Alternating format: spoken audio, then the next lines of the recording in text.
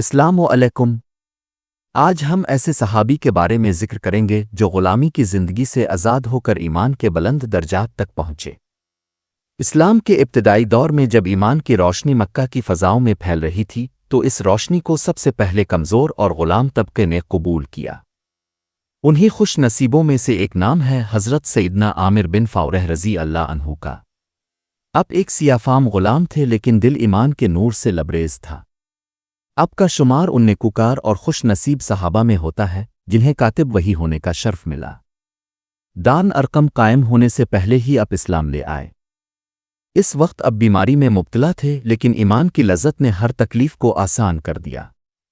اب کا ایمان پختہ تھا، زبان پر کلمہ اور دل میں رسول اللہ کی محبت، مگر کفار مکہ کے لیے یہ ناقابل برداشت تھا۔ وہ اب پر ظلم ڈھاتے، مار پیٹ کرتے اور بارہا اذیت دے کر اسلام سے پھرنے پر مجبور کرتے۔ کبھی اب کو اور حضرت بلال حبشی رضی اللہ عنہ کو ایک رسی میں باندھ کر مکہ کی گلیوں میں گھسیٹا جاتا لیکن اب کے قدم نہ ڈگمگائے۔ حضرت ابوبکر صدیق رضی اللہ عنہ نے جب اب کی حالت دیکھی تو اللہ کے لیے اب کو خرید کر آزاد کر دیا۔ آزادی کے بعد اب مکہ میں بکریاں چرانے لگے لیکن دل ہمیشہ ایمان اور رسول اللہ کی محبت میں ڈوبا رہتا۔ جب رسول اللہ نے مدینہ کی طرف ہجرت فرمائی اور 3 دن تک غار ثور میں قیام کیا تو حضرت عامر بن فورہ رضی اللہ عنہ کی خدمت ناقابل فراموش ہے۔ اب دن بھر بکریاں چرا کر رات کو غار کے قریب لاتے تاکہ بکریوں کے قدموں کے نشانات حضور اور حضرت ابوبکر رضی اللہ عنہ کے قدموں کے نشانات کو چھپا دیں۔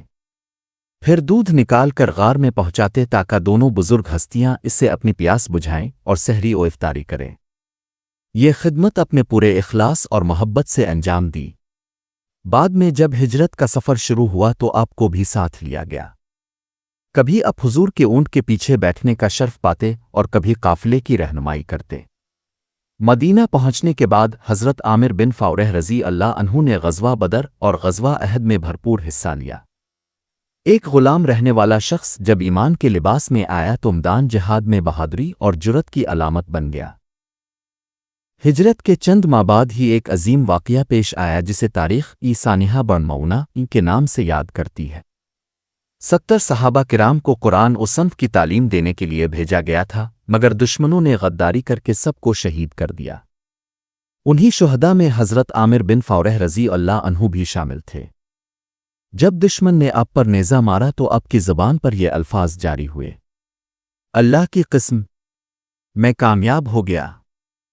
اسی لمحے ایک عجیب منظر سامنے آیا کہ آپ کا جسم زمین سے بلند ہو گیا اور آسمان کی طرف اٹھتا گیا۔ یہ منظر خود قاتل جبار بن سلمہ نے دیکھا اور حیرت زدہ رہ گیا۔ بعد میں اسی واقعے کے اثر سے اس نے اسلام قبول کر لیا۔ کچھ روایات میں ہے کہ آپ کا جسم زمین پر نہیں ملا، فرشتوں نے آپ کو دفن کیا اور آپ کو علین میں بلند مقام عطا ہوا۔ ایک روایت کے مطابق جب نیزہ آپ کے جسم میں لگا تو اس وقت آپ کے جسم سے نور پھوٹا جس نے اندھیروں کو منور کر دیا۔